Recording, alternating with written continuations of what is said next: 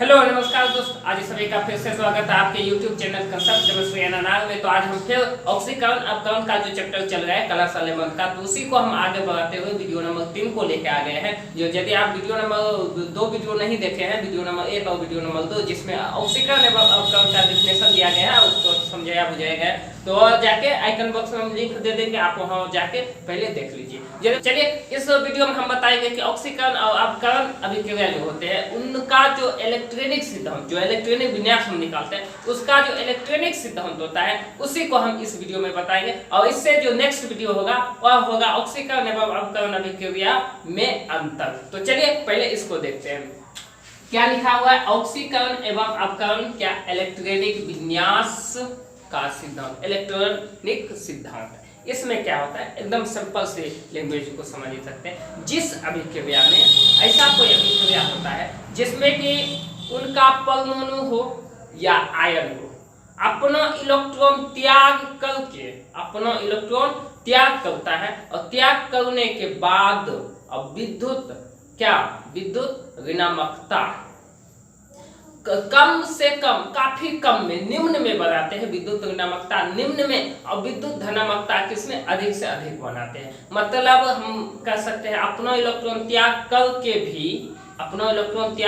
भी एलिमेंट कैसा रह जाता है, विद्युत धनात्मकता में रह जाता है। अक्सर कभी कभी एकाध को अपवाद में है जो कि विद्युत ऋणात्मकता में होता है, वो भी ऋणात्मकता के साथ निम्न में होगा, काफी कम ऋणात्मक आयन में होगा। तो चलिए इसी को हम थोड़ा डिफिनेशन के तौर पे ले लेते हैं। डिफिनेशन में भी वही सेम लिखा गया है जो पहले हम बोल दिए थे कि देखिए जिस अभिक्रिया में परमाणु या आयन अपना इलेक्ट्रॉन त्याग करता है, त्याग करने के बावजूद भी और विद्युत का क्या होता है, धनात्मक या विद्युत निम्न, यहाँ पे लिखा हुआ है निम्न, यदि ऋणात्मक भी होगा काफी कम में होगा, ऋणात्मक निम्न अवस्था में परिवर्तित होता है, जो कि ऑक्सीकरण का इलेक्ट्रॉनिक सिद्धांत का है। क्लियर है? तो चलिए आप इसका स्क्रीनशॉट ले लीजिए। चलिए अब 2-4 एग्जांपल को हम लेते हैं। देखिए हम एग्जांपल लेते हैं,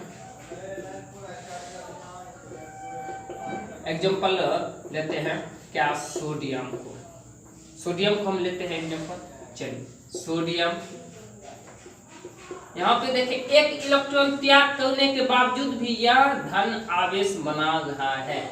एक इलेक्ट्रॉन त्याग करने के बावजूद भी क्या कर रहा है, एक धन आवेश को मतलब धनात्मक, विद्युत का धनात्मक बना रहा है। अब यह कैसे होता है, यह सब हम कैसे लिख दिए, इसको थोड़ा हम देख लेते हैं। वैसे ये बेसिक चीज है, तो इसको हम देखते हैं। सोडियम का परमाणु संख्या 11 होता है जिस क्लास में आप हैं, और देखिए इसका इलेक्ट्रॉनिक विन्यास के साथ 2, 8, 1 होता है। कोई भी एलिमेंट जब भी अपना इलेक्ट्रॉन त्याग करता है तो बाह्यतम कक्षा का पहले त्याग करें। चलिए बाह्यतम कक्षा आपका ये हो गया, यह एक इलेक्ट्रॉन त्याग करके अस्थाई बना लिया 8 इलेक्ट्रॉन को, अष्टक नियम से 8 इलेक्ट्रॉन बच गया जो कि अस्थाई हो गया। तो इसी प्रकार से होता है सब एलिमेंट का त्याग करना या ग्रहण करना। त्याग जब भी करता है बाह्यतम कक्षा वाला इलेक्ट्रॉन त्याग करता है। चलिए हम दूसरा एग्जांपल को लेते हैं। देखिए हम जिंक लिए, Zn लिए, इसका परमाणु संख्या 30 होता है। चलिए अब इसको देखते हैं, Zn प्लस इलेक्ट्रॉन। देखिए क्या यह लिखना सही है? नहीं, यह सही यहाँ पे ये होगा। कैसे होगा, अब इसको था हम देखते हैं नीचे में कैसे होगा। Zn इसका परमाणु संख्या 30 होता है, ठीक, 30 इसका इलेक्ट्रॉनिक विन्यास निकालते हैं 2, 8, 18, 2। अब बाह्यतम कक्षा में कितना इलेक्ट्रॉन है? 2 इलेक्ट्रॉन है, इसलिए यहाँ पे 2 प्लस, मतलब 2 इलेक्ट्रॉन त्याग करके भी और कौन अवस्था में रहता है, धन अवस्था में रहता है।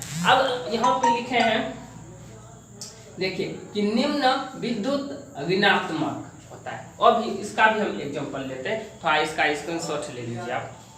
क्यों, अब देखते हैं यह निम्न विद्युत ऋणात्मक कब होता है। देखिए हम लेते हैं क्लोरीन का कितना होता है, परमाणु संख्या 17 होता है। इसको देखते हैं, 2 हो गया, 8 हो गया और 7 हो गया। देखिए यह अस्थाई, जब भी कोई भी एलिमेंट चाहता है कि हम अस्थाई बन जाए, इसको अस्थाई बनने के लिए इसके बाह्यतम कक्षा में कितना इलेक्ट्रॉन है?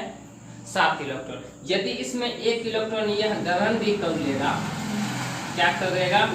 ग्रहण करेगा, ठीक, तो तब यह क्या हो जाएगा? 8 हो जाएगा, 8 हो जाएगा, जो कि अकेविया और इकट्ठा हो जाएगा, जो कि अकेविया गैस का होता है। तो देखिए यह क्लोरीन पे कितना माइनस होगा? 1 माइनस होगा। क्यों की होगा? क्यों 1 माइनस होगा? क्योंकि यह 1 इलेक्ट्रॉन को ग्रहण कर रहा है, ठीक। हम इसको हम ऐसे दर्शा सकते हैं, देखिए क्लोरीन प्लस प्लस, ठीक, इसको हम ऐसे लिख सकते हैं। चलिए यह आपका पहला एग्जाम्पल था। अब दूसरा एग्जाम्पल लेते हैं, ऑक्सीजन का। ऑक्सीजन का परमाणु संख्या कितना होता है? 8 होता है। देखिए 2 6 और क्या बोले अभी, कोई भी एलिमेंट चाहता है कि अपना एक अस्तित्व बना ले, अस्थिर अवस्था में हो जाए। चलिए तो यह इसके बाह्यतम कक्षा में कितने इलेक्ट्रॉन? 6 इलेक्ट्रॉन है। यदि इसमें 2 इलेक्ट्रॉन क्या यह कर लेगा? ग्रहण कर लेगा, तो इसमें क्या हो जाएगा?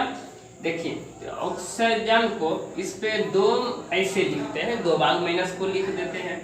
चलिए ऑक्सीजन प्लस इलेक्ट्रॉन, या यदि आप ऐसे नहीं लिखना चाहते हैं तो फिर ऑक्सीजन 2 माइनस देके आप ऑक्सीजन लिख सकते हैं। चलिए यह था ऑक्सीकरण का। अब देखते हैं अवकरण का इलेक्ट्रॉनिक सिद्धांत क्या होता है। अब देखते हैं अवकरण को क्या होता है। अवकरण एकदम सिंपल सा लैंग्वेज में आप समझ लीजिए अवकरण क्या होता है। देखिए अवकरण में क्या होता है कि यह इलेक्ट्रॉन त्याग करके निम्न विद्युत धनात्मक, मतलब कम धन आवेश वाला विद्युत का धन आवेश कम होगा इसमें, और अधिक क्या हो जाएगा? विद्युत ऋणात्मक हो जाएगा, जस्ट उल्टा उससे हो जाएगा इस अवस्था में। तो चलिए इसका कुछ डिफिनेशन लिखते हैं, तब आपको स्पष्ट। परमाणु या आयन अपना इलेक्ट्रॉन को, परमाणु या आयन अपना इलेक्ट्रॉन को त्याग करके क्या बनाते हैं? निम्न बनाते हैं, निम्न धन आवेश को। देखिए निम्न विद्युत धनात्मक एवं उच्च विद्युत ऋणात्मक अवस्था में बनाते हैं, तो वह क्या होता है? अवकरण इलेक्ट्रॉनिक सिद्धांत बनता है। चलिए अब इसका 2-4 एग्जांपल को देख लेते हैं। आप तब तक स्क्रीनशॉट ले लीजिए। चलिए अब देखते हैं एग्जांपल। हम एग्जांपल में लेते हैं क्या? Fe3 plus. Fe3 का मतलब कि यह अपना 3 इलेक्ट्रॉन त्याग कर रहा है, ठीक है, त्याग करके भी धन आवेश बनाता है। अब क्या करता है? ये 2 इलेक्ट्रॉन, आप 1 इलेक्ट्रॉन त्याग करके अब ये बना लिया, ठीक, कोई दिक्कत नहीं। इसका नाम फेविक है, क्या है? फेविक है, और इसका नाम हो गया फेरस। इसका नाम हो गया फेरस। डन है, क्लियर है। देखिए यहाँ पे 3 इलेक्ट्रॉन इसके पास है, एकदम सिंपल। 1 इलेक्ट्रॉन त्याग करके क्या बना लिया? फेरस बना लिया। उसके बाद फिर दूसरा एग्जांपल लेते हैं, इसी को देखते हैं। फेरस को जब 2 इलेक्ट्रॉन था और फिर से 1 इलेक्ट्रॉन